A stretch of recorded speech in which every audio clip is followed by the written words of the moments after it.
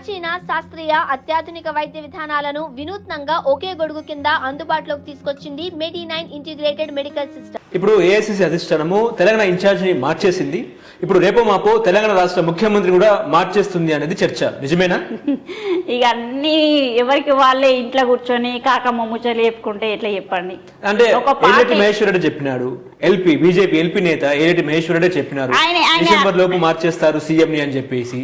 ఆయనే నిజంగా ఇందులో ఉన్నప్పుడు కొంచెం మంచిగా ఉండే పద్ధతిగా, ఎప్పుడైతే బీజేపీకి వెళ్ళిండో ఆ మూఢనమ్మకాల ముసుగులో ఆయన ఒక జ్యోతిష్కునిలాగా మారుతున్నాడు. మీరు గతం నుండి చూడండి, ఆయన బీజేపీలోకి వెళ్ళినప్పటి నుండి ఇగో ఇది ఇప్పుడు ఇలా జరుగుతుంది, ఇది అలా జరుగుతుంది అని జ్యోతిష్యం చెప్పుకుంటూ బతుకుతున్నాడు తప్ప నిర్మల్ ప్రజలకు ఆయన బీజేపీకి వెళ్ళిన ఇంటెన్షన్ ఏంటి, నిర్మల్ ప్రజలకు ఏం చేయాలి, కేంద్రం నుండి నిర్మల్ వాటా ఏం తీసుకురావాలి, తెలంగాణ కోసం ఏం చేయాలి అనే ఉద్దేశంతో ఆయన ఎక్కడా కూడా మాట్లాడారు. ఇవన్నీ ఇమ్మెచ్యూర్ మాటలు అంటున్నా. ఎందుకంటే అనవసరమైన మాటలు మాట్లాడుతున్నారు. ఇన్ఛార్జి మార్పు అనేది సహజం. నేను పార్టీలోకి వచ్చినప్పటి నుండే నేను దాదాపు ఇప్పటివరకు ఒక 5 ఇన్ఛార్జీలను చూసిన. అంటే ప్రతిసారి ఎందుకు మారుస్తున్నారో చెప్పాలి. ఇది ఒక జాతీయ పార్టీ విధానం, అందులో ముఖ్యంగా కాంగ్రెస్ పార్టీ విధానం. ఇన్ఛార్జ్ మార్పుతో పార్టీ సంస్థాగతంగా మార్పు వస్తుంది. కాబట్టి ఈరోజు మాకు దీపాదాస్ మున్షి గారు ఉండే, తను 2 రాష్ట్రాలకు, కేరళకు పూర్తి స్థాయిలో ఇన్ఛార్జ్ ఉన్నారు. ఇక్కడ ఏదైతే అంటే అడిషనల్ ఇన్ఛార్జ్గా ఉన్నారు. కాబట్టి ఈరోజు కేరళకి ఎలక్షన్స్ వస్తున్నాయి కాబట్టి ఆమెకు పూర్తి స్థాయిలో అక్కడ బాధ్యత ఇవ్వాల్సిన అవసరం ఉన్నది. కాబట్టి ఇక్కడ కొత్త ఇన్ఛార్జిని పెట్టాలి. కాబట్టి మీనాక్షి నటరాజన్ గారిని పెట్టారు. కాబట్టి ఇన్ఛార్జి రావడం వల్ల ముఖ్యమంత్రులు మారుతారని కాదు. ఈరోజు ప్రజలు ఏం కోరుకుంటున్నారో అట్లాంటి పని చేయడానికి కాంగ్రెస్ పార్టీ రెడీగా ఉంది. ప్రజల కోరిక మేరకే, ప్రజల అభిష్టం మేరకే జరుగుతాయి తప్ప పార్టీలో ఎవరో ఏమో చేస్తారనేది అభిప్రాయం తప్పు. వాళ్ళు కలలు కంటే కననివ్వండి, వాళ్ళు జ్యోతిష్యులుగా ఇక ఆన్లైన్ జ్యోతిష్యం చెప్పుకోమని చెప్పండి. ఓకే, అంటే ఇప్పుడు దీపాదాస్ మున్సి గతంలో ఉన్నారు, ఇప్పుడు మీనాక్షి నటరాజన్ గారు వచ్చినారు, పార్టీ ప్రక్షాళన చేయబోతున్నారు. ఫస్ట్ వికెట్ తీన్మార్ మల్లన్న, ఆయన బీసీ ఉద్యమం, బీసీ కార్డు ముందు చూపించి ఒక మహా ఉద్యమం చేపడతామన్నారు. వరంగల్ సభలో రెడ్ల మీద కూడా కొన్ని ఘాటు వ్యాఖ్యలు చేశారు. మిమ్మల్ని కూడా కొన్ని పార్టీలకు అతీతంగా చాలా మంది ఫోన్లు చేసి మాట్లాడండి కూడా చెప్పడం జరిగింది. అసలు ఏంటంటే తీన్మార్ మల్లన్న అన్న ఎమ్మెల్సీ సస్పెన్షన్స్, ఎమ్మెల్సీ వ్యాఖ్యలు మీకు ఇబ్బందిగా మారాయా? తన చేస్తున్న చేష్టలు కూడా కాంగ్రెస్ పార్టీకి తలనొప్పిగా మారిందా? అందుకే సస్పెండ్ చేశారా? అసలు ఏం జరిగింది, ఏం జరగబోతుంది ఏంటండి? అంటే ఇదంతా అధిష్టానం దృష్టిలో ఉన్న విషయం, అధిష్టానం తీసుకున్న నిర్ణయం. అంటే వ్యక్తిగతంగా అది వరంగల్ వేదిక కావడం, అది మా హోమ్ టౌన్ కావడం, అక్కడ మీటింగ్లో అట్లా మాట్లాడడం, చాలామంది రెడ్డి సంఘాల నేతలు కానీ వివిధ నేతలు మాకు పార్టీలకు అతీతంగా రెడ్డి సంఘం నేతలు కాల్ చేసి మీ పార్టీలో ఒక నాయకుడు మన సామాజిక వర్గం మీద దాడి చేస్తుంటే మీరు అధిష్టానం దృష్టికి తీసుకెళ్లరా, మీరు మాట్లాడరా, మాట్లాడే బాధ్యత లేదా అని చెప్పి రకరకాలుగా మాట్లాడినా కానీ ఈరోజు పార్టీ నిర్ణయం అనేది ముఖ్యం. పార్టీ లైన్లో ఉన్నాం, పార్టీ జనరల్ సెక్రటరీగా ఉన్నాం, పార్టీకి స్పోక్స్ పర్సన్గా పనిచేస్తున్నాం. కాబట్టి ఏది పడితే అది నా వ్యక్తిగతంగా నేను మాట్లాడదలుచుకోవాలి. అదే నేను ఈ పార్టీలో లేకపోతే, ఈ బాధ్యతలో లేకపోతే తీన్మార్ మల్లన్నకు అక్కడే సమాధానం చెప్పేదాన్ని. కాబట్టి తీన్మార్ మల్లన్న అప్పటి వరకు మా పార్టీ నేత, ఇది మా పార్టీకి సంబంధించిన విషయం. పార్టీ అధిష్టానం నిర్ణయం తీసుకునే వరకు వేచి చూడాల్సిన అవసరం ఉండే.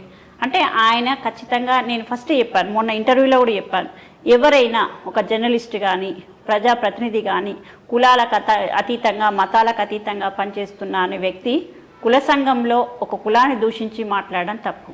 అది ఆయన అభిమతం మేరకు వదిలేద్దాం, ఆయన విఘ్నతకు వదిలేద్దాం. కానీ ఆయన ఒక కాంగ్రెస్ పార్టీలో ప్రజాప్రతినిధిగా ఉండి కాంగ్రెస్ పార్టీ కులగణన సమీకరణ చేస్తే ఆ పత్రాలను చించివేయడం, కాల్చివేయడం, వాటి మీద దుర్భషలాడడం అనేది తప్పు. కాబట్టి దీన్ని తీవ్రంగా పరిగణించి కాంగ్రెస్ పార్టీ సస్పెండ్ చేయడం జరిగింది.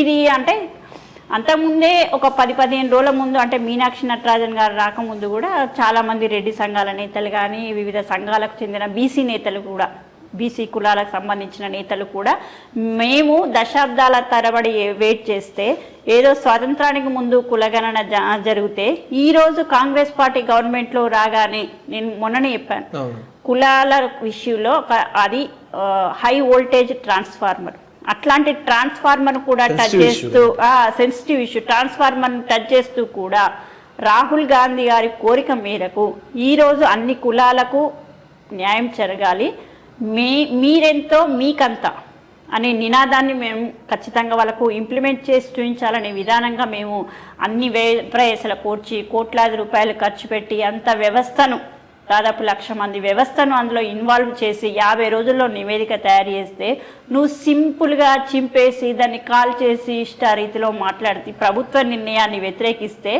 ఖచ్చితంగా దాన్ని సస్పెండ్ చేయాల్సిన అవసరం ఉంటుంది. కాబట్టి అప్పటికి దీపాదాస్ మున్షి గారు కేరళకి వెళ్ళిపోవడం, ఈ మధ్యకాలంలో ఇన్ఛార్జ్ లేకపోవడం, వివిధ బీసీ సంఘాలు కూడా, ఇది ఇంపార్టెంట్, వివిధ బీసీ సంఘాలకు చెందిన నేతలు కూడా కులగణన సమీకరణల మీద ఆ రకంగా సర్వే పత్రాలను చించివేయడం తప్పుపట్టి గాంధీ భవన్లో కంప్లైంట్ చేశారు తీన్మార్ మల్లన్న మీద. నాట్ ఓన్లీ అగ్రకులాలు, ఏదైతే బీసీ అని అంటున్నారు కదా, బీసీకి చెందిన కుల సంఘాల నేతలు కూడా గాంధీ భవన్లో మహేష్ అన్నకు రిప్రజెంటేషన్ ఇచ్చారు. ఆ వ్యక్తి మీద ఆయన మీద మీరు యాక్షన్ తీసుకోవాలని చెప్పి.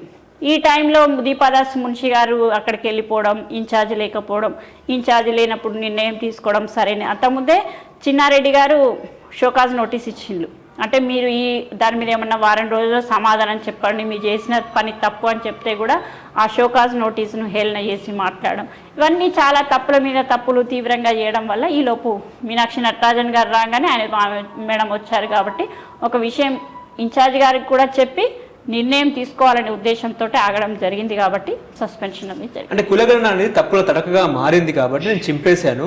గతంలో కేసీఆర్ చేసిన సర్వే బాగుంది, రేవంత్ చేసిన సర్వే బాలేదు, మీరేమో 42% అని చెప్పారు. రేపు మాకు అసెంబ్లీలో కూడా బిల్లు పాస్ అయ్యే అవకాశం ఉంది.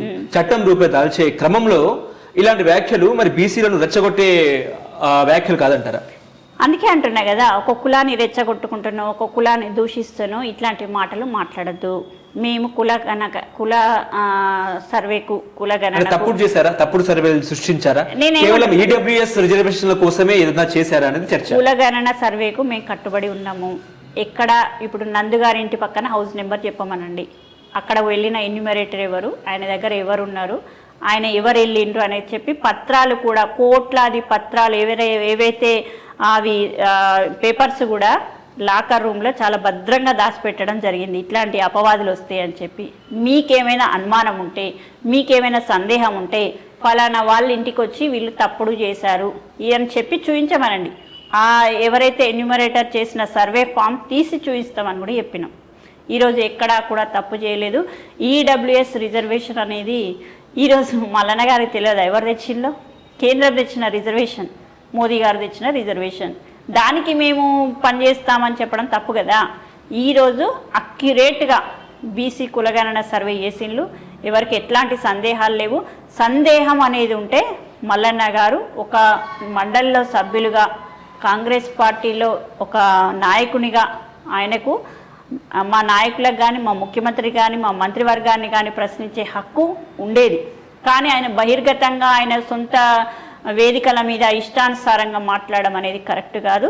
తప్పును తప్పు అని నువ్వు చూయించినప్పుడు మాట్లాడేంత హక్కు నీకు ఉంటుంది. కానీ ఏదో కాకి లెక్కలు చెప్పి ఆ రోజు కేసీఆర్ చేసిన సర్వే లెక్క చూపించమని చెప్పండి. బాదరగా 2 రోజులలో 3 రోజులలో దేశంలో ఎక్కడ ఉన్న వాళ్ళైనా ఇంటికి రావాలి, కోళ్ళెన్నో గొర్రెలెన్నో మేకలెన్నో, అదే ఎక్కడున్న వాళ్ళైనా రావాలి, లేకపోతే మీరు తెలంగాణలో లేదు, మీ ఆస్తులు కోల్పోతారు, మీ అన్ని కోల్పోతారు అని చెప్పిన కేసీఆర్ గారు సర్వే గొప్పదని చెప్పుకుంటున్న వ్యక్తుల వ్యక్తిత్వం ఏంటిదో మనం అర్థం చేసుకోవాలి. ఈరోజు 50 రోజుల టైం ఇచ్చినాము. ఎవరైతే 16 లక్షల కుటుంబాలు సర్వేలో పాల్గొనలేదో ఆ కుటుంబాలు వివిధ కారణాల వల్ల పాల్గొనలేదు. వాళ్ళ ఆ టైంలో లేకపోవడం వల్లనో, లేకపోతే వాళ్ళకు అవగాహన లేకపోవడం వల్లనో, దీంతో మాకెందుకు అవుతుందిలే అనే దాని మీద కూడా చేసుకొని వాళ్ళు ఉంటారు. అట్లాంటి వాళ్ళు కూడా ఈరోజు వాళ్ళకు కూడా టైం ఇచ్చాము, 28 లోపల చేయించుకోండి అని చెప్పి 2వసారి కూడా ఇచ్చాము. కాబట్టి ఎవరు కూడా ఎలాంటి అపోహలు పెట్టుకోవద్దు. బీసీ కుల శాతం తగ్గడానికి, ఓసీల శాతం పెరగడానికి కూడా కారణాలు ప్రభుత్వం సంపూర్ణంగా సంక్లిష్టంగా ప్రతి ఒక్కరికి వివరించింది. ఎవరికైనా డౌట్లు ఉంటే చర్చా వేదిక పెట్టండి, ప్రభుత్వ ప్రతినిధులు వచ్చి మాట్లాడతారు. అంటే తెలంగాణ కాంగ్రెస్ లో రేవంత్ రెడ్డి చివరి ముఖ్యమంత్రి, రెడ్డి ముఖ్యమంత్రి, ఆ తర్వాత బీసీలదే రాజ్యాధికారం అన్నట్టు కూడా మాట్లాడుతున్నారు. ఒకవేళ బీసీలే రాజ్యాధికారం, రాజ్యాన్ని ఏలితే తీన్మార్ మల్లన్నే ముఖ్యమంత్రి అయ్యే అవకాశం ఉందని కూడా మాట్లాడుతున్నారు. మీరు నమ్ముతారా? నేనేమంటున్నా అంటే ఇవి జ్యోతిష్యాలు చెప్పుకోవడం మనకి పనికొస్తాయని నేను చెప్పిన. ఈరోజు బీసీ ముఖ్యమంత్రి అవుతాడా, ఎస్సీ అవుతుందా, రేపు నందు అవుతాడా, రేపు ఆ అబ్బాయి అవుతాడా, రేపు ఎవరైతారో చెప్పడానికి వీలు. ఎవరి అభిప్రాయం, ప్రజాభిప్రాయం మేరకు ఎలక్షన్ అనేది ఉంటుంది. ఎలక్షన్ తర్వాత సెలక్షన్ ఉంటుంది. దానికి మనం ఇప్పుడే ముందే ఫలానా క్యాండిడేట్ను పెట్టాలి, ఫలానా బీసీని పెట్టాలి, ఫలానా ఎస్సీని పెట్టాలి. మా కాంగ్రెస్ పార్టీలో అయితే ఎవరిని ముందు ముఖ్యమంత్రిని చూపించి ఎలక్షన్ పోయినా అది లేదు. చూడు, ఇన్ని సంవత్సరాల చరిత్రలో ఎక్కడా కూడా మా ముఖ్యమంత్రి అభ్యర్థి ఇతను అని చెప్పిన దాఖలాలు లేవు. మొన్న జరిగిన 23లో కూడా మా ముఖ్యమంత్రి అభ్యర్థి రేవంత్ రెడ్డి అని చెప్పినామా? కానీ రేవంత్ రెడ్డి అయ్యారు కదా. రేపు ఎస్సీ కావచ్చు, ఎస్టీ కావచ్చు, మహిళ కావచ్చు, ఎవరైనా కావచ్చు, దానికి అప్పుడున్న టైంను బట్టి అభిప్రాయ సేకరణ జరుగుతుంది తప్ప ఈరోజు వీళ్ళే ఎస్సీనే కావాలి, బీసీనే కావాలి, ఇతనే చివరి ముఖ్యమంత్రి, ఒప్పుకుంటావా సస్తవా అనే రీతిలో మాట్లాడి నేను కొండకు ఎంట్రుక ముడేసి నేనే ముఖ్యమంత్రి అని కలలు కనడం అనేది సరైంది కాదు. ఇప్పటికైనా పద్ధతి మార్చుకోండి. ఇది ప్రజాస్వామ్యయుతంగా కాంగ్రెస్ పార్టీలో ఎలక్షన్ జరుగుతుంది కాబట్టి ఎలక్షన్ ఆఫ్టర్ సెలక్షన్. ఓకే.